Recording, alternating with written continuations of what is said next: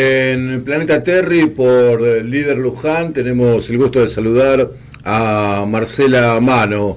Marcela fue concejal durante 8 años del vecinalismo y actualmente es la segunda candidata al Consejo Deliberante por Construyendo Porvenir. Buen día, Marcela, ¿qué decís? ¿Cómo estás? Buenos días, Adrián, un gusto estar con vos. Bueno, gracias por venir, Marcela. No, al contrario.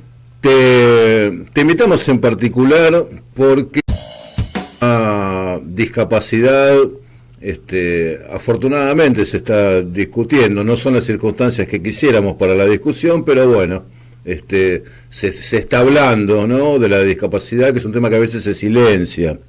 Aquí en Luján, personas con discapacidad, representantes de instituciones que trabajan con las personas con discapacidad, profesionales que trabajan con personas con discapacidad, hace pocas semanas llevaron su reclamo al Consejo Deliberante y la oposición local fue indiferente a ese reclamo, ¿no? Se abstuvieron de apoyarlos.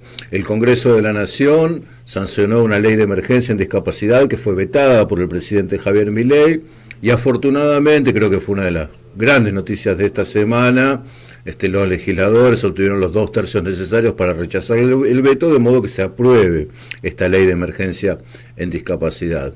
Vos sos una persona, una dirigente política que todo este tiempo has trabajado y mucho el tema de la discapacidad, ha sido uno de los ejes de tu tarea en el deliberativo cuando fuiste concejala. Te pido en primer lugar, Marcela Mano, bueno, una impresión respecto de esta circunstancia, este contexto que intenté resumir, que intenté sintetizar.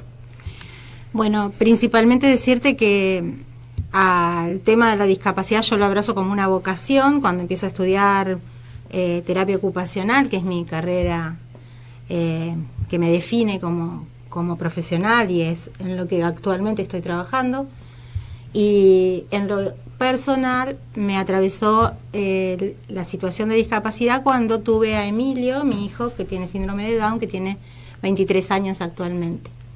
Desde que Emilio hace 23 años nació, mi rol en relación a la discapacidad mutó de una situación profesional, como cualquier otro trabajo, a una situación personal donde como mamá y como familia tuvimos que asumir la representación de los derechos de nuestro hijo.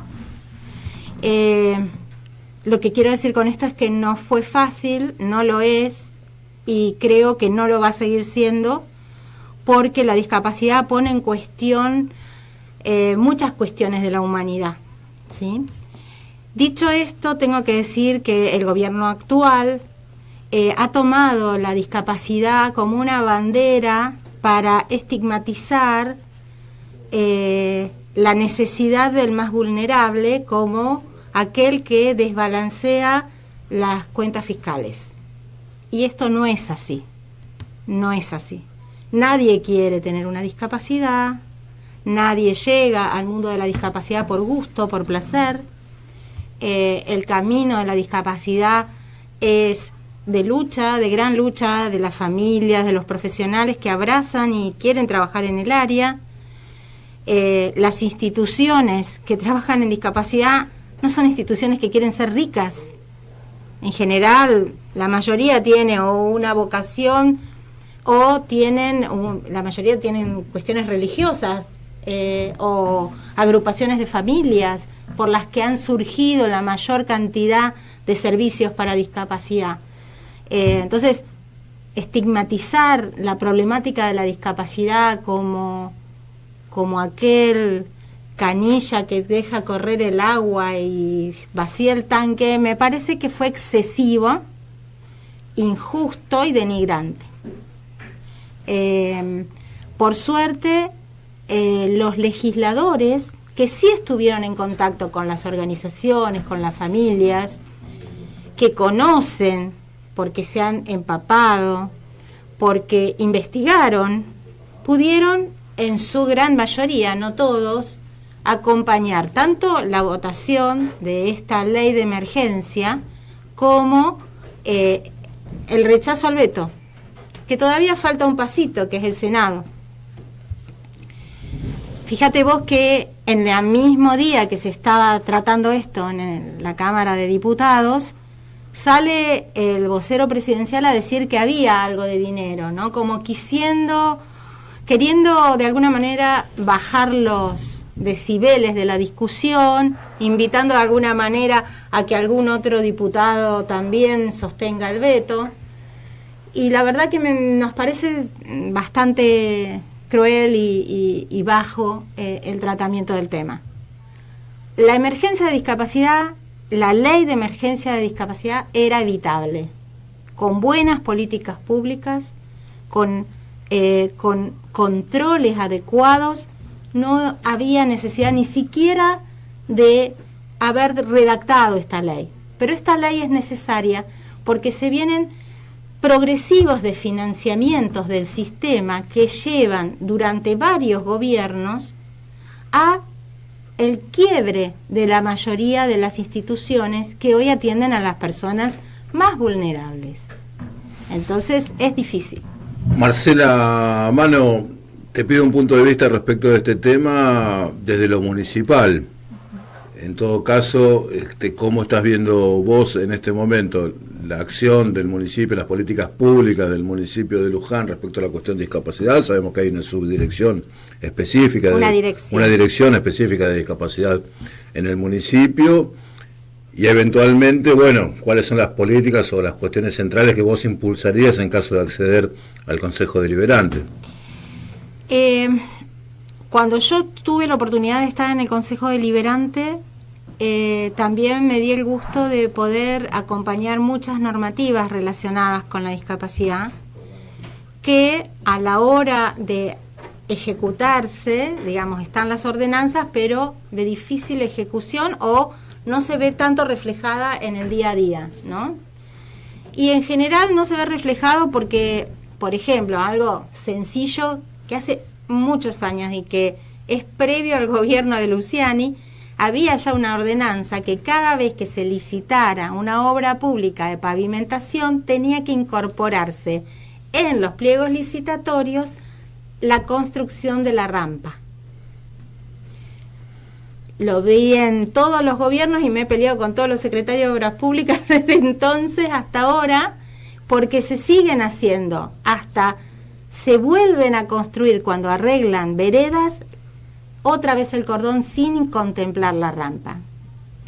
Hasta la última vereda que arreglaron, viste que ahora están arreglando veredas, sí, en la esquina de 25 de Mayo y Italia. Y hay una ordenanza específica que dice que si se hace un arreglo...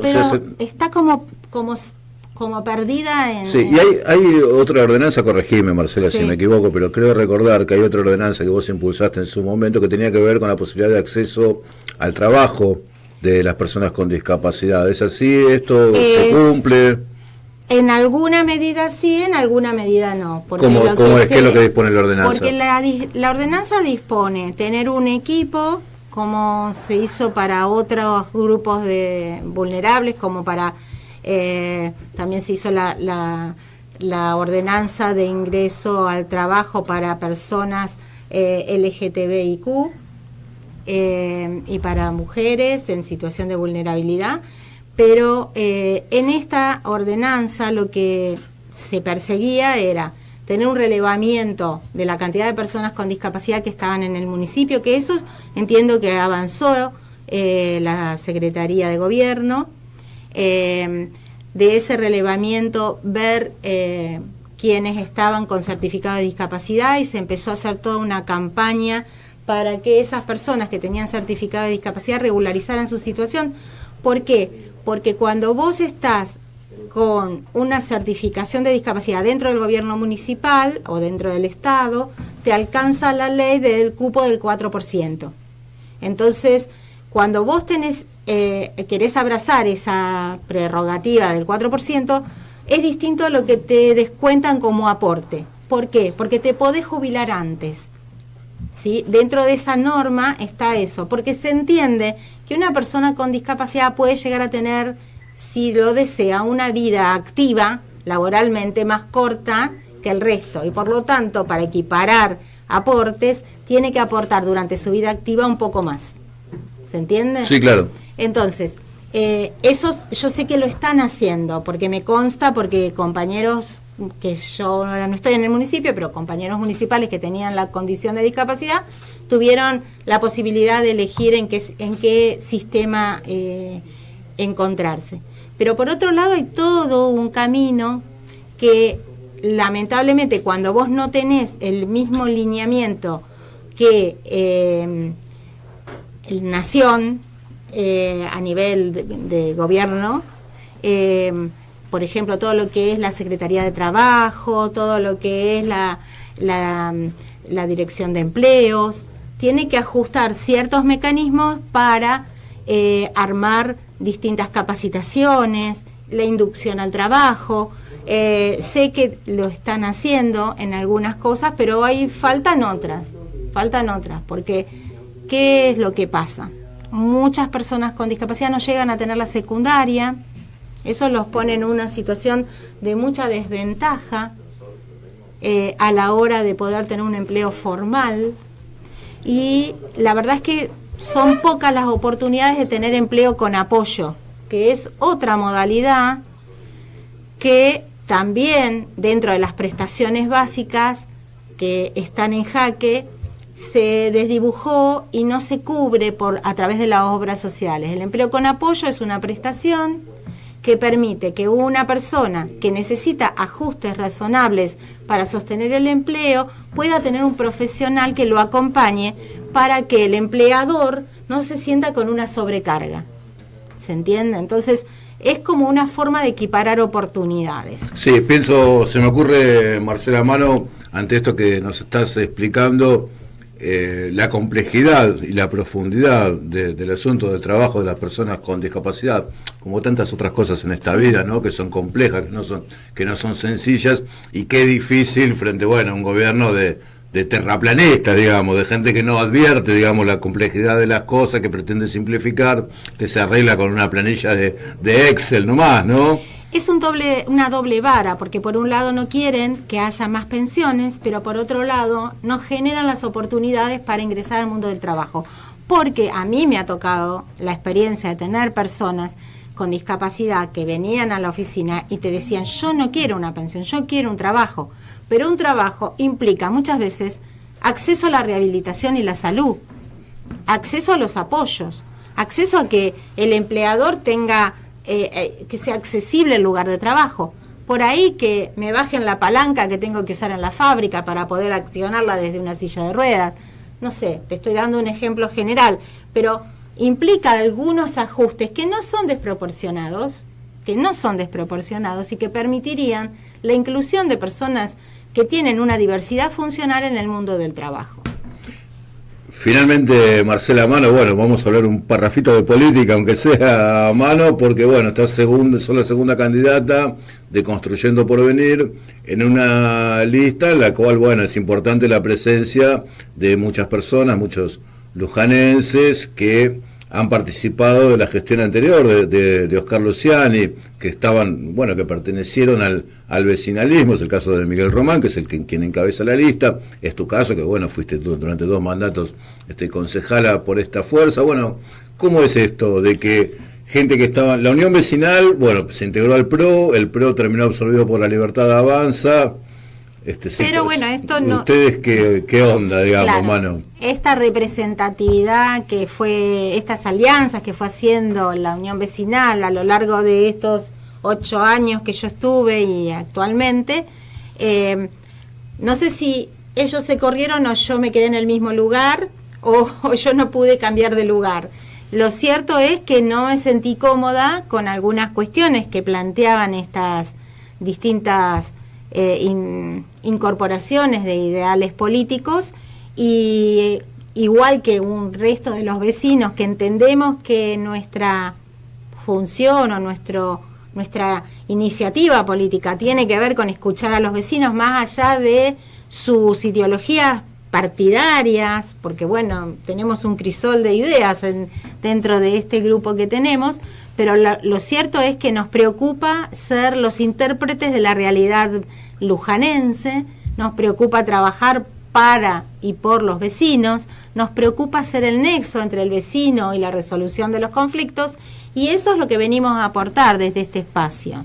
Y bueno, eso es lo que nos anima a participar. Sin otras pretensiones, en este momento estamos tratando de animar a la gente que participe, alejarnos de las dicotomías izquierdas y derechas, encontrar que a la hora de resolver un problema hay que entender que lo único importante es el bien común, no desvestirnos ni desgarrarnos las vestiduras porque alguien corte una cinta, sino porque se resolvió el problema, que es lo que tenemos que festejar, y dejar de lado por ahí el oportunismo político de que cuando soy gobierno voto de una manera una propuesta y cuando soy oposición la rechazo, porque eso es oportunismo político. ¿Y qué? Te pido una respuesta breve, mano, pero bueno, ¿cómo calificás o qué caracterización haces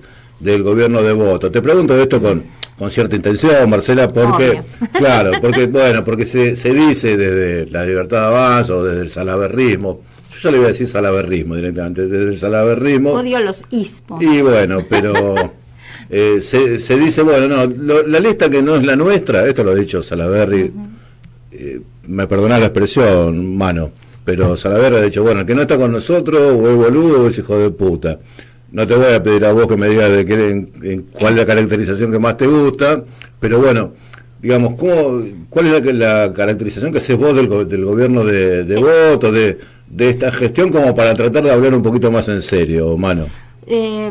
Particularmente la forma de tratar a cualquiera que no piense como uno, denigrándolo, me parece que es muy triste, muy desafortunada para la democracia. En cuanto a lo que vos me preguntás del gobierno de Voto, tengo que decir que Voto tiene muy claro desde que empezó y arribó a Luján donde quería estar, y creo que está donde quiere estar. Si esto es lo que la población quiere, lo va a decir en las urnas. No voy a ser yo, ni va a ser otro candidato político. Eso es menospreciar la capacidad de la población. Lo que yo sí veo es que por ahí las prioridades que tiene el intendente actual no dejaría de lado algunas otras que se están viendo y que justamente son las del diario vivir, las del proyecto individual de vecinos, no solamente del proyecto de ciudad integral, vistosa, sino lo que vive cada vecino en el día a día, ¿no?